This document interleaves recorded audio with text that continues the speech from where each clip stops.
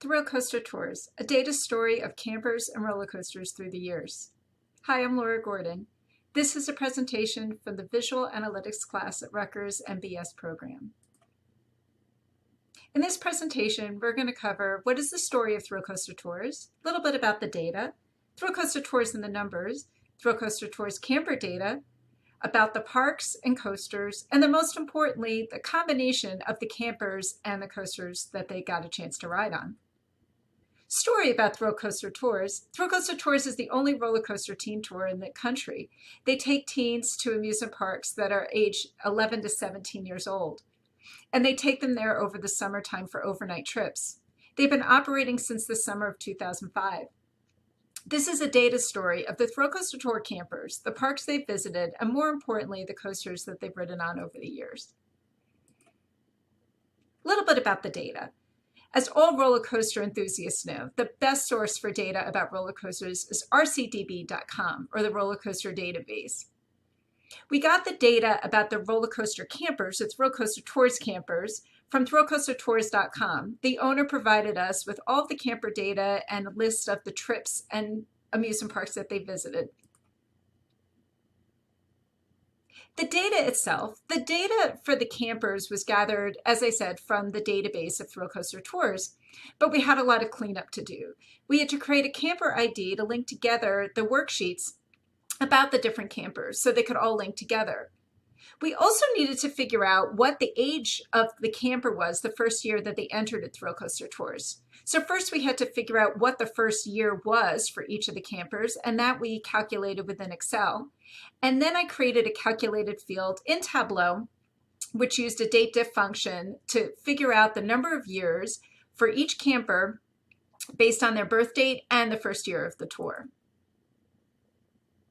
The data for the amusement parks and the coasters was another piece of cleanup that we had to do. First of all, we had to match up all the amusement park names from the Thrill Coaster Tours database and combine that with the roller coaster database, RCDB. And some of the names were not exact, so we had to make sure that all matched up perfectly. Then we needed to split the address from the RCDB database into city, country, and state so it would work for geographical mapping. Some notes about the roller coaster data.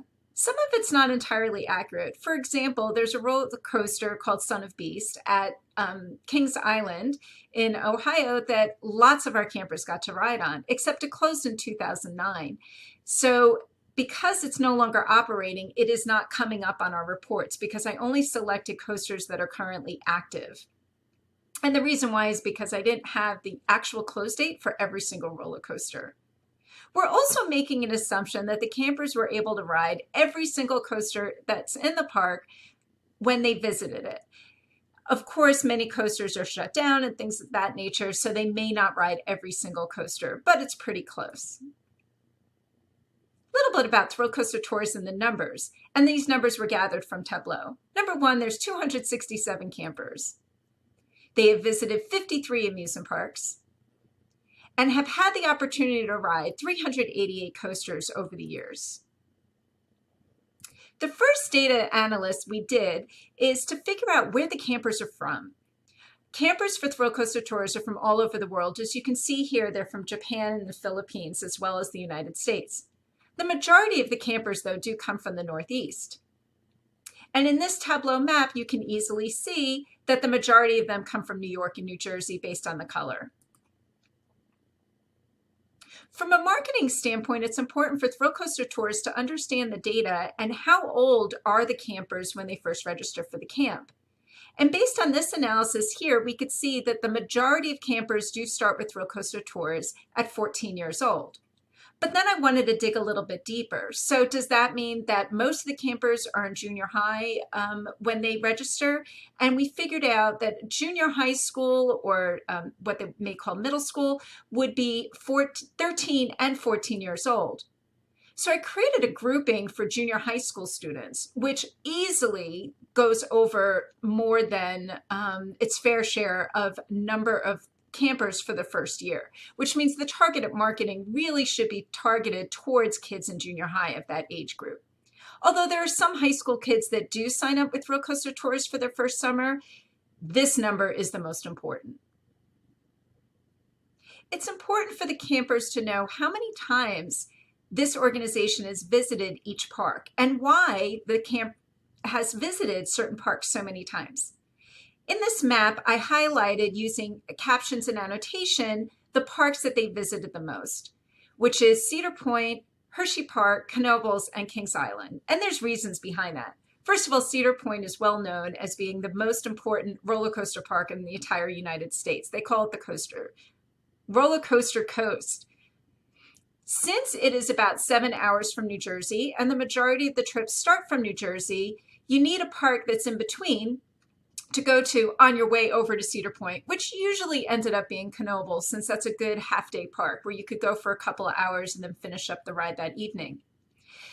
The reason why Hershey Park is similar in count to Cedar Point is because typically on the way home from most of the trips, including Cedar Point, Hershey Park is right on the way home. And in addition, Hershey Park has a special admission the day before where you can get preview admission if you're paying for the full next day of the park. So it was perfect. They would drive for the day and then have dinner and then get over to Hershey Park at about 7 o'clock at night. And they would be at the park when it's not too crowded, get to go on all the roller coasters. And then the next day they go to the park, leave by 3 o'clock, and which all our campers care about, they were able to hit all the coasters before they leave. Here's another view of the number of times that ThrillCoasterTours visited the parks in a bar chart. Our campers want to know about roller coasters. How many coasters are in each park? That defines if it's a good park or not, although there are some parks with few roller coasters that our campers still enjoy.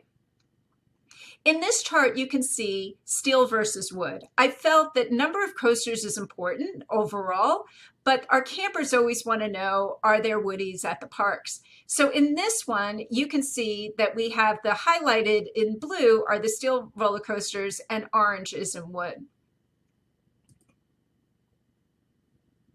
I then changed the filter of this to be able to display just the wooden roller coasters. Now, although it's only a total of 4 for the max, you can see the parks that we visited that have the 4 wooden roller coasters, which to the campers was really important because some of them really like the old-fashioned woodies.